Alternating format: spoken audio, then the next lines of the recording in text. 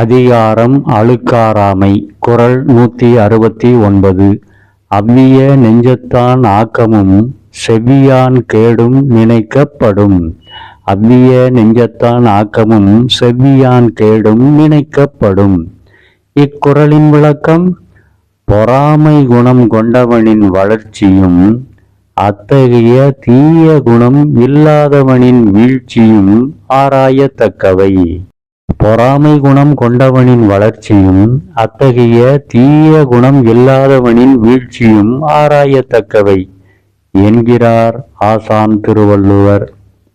இத்தகைய முரணான வளர்ச்சியும் வீழ்ச்சியும் உணர்ந்து ஆராயும் போது முடிவுக்கு வந்துவிடும் என்பதையே நினைக்கப்படும் என்ற சொல் குறிப்பிட்டு காட்டுவதாகவும் விளக்கம் ஒன்று கூறப்படுகிறது என்பது கவனத்தில் கொள்ளத்தக்கது.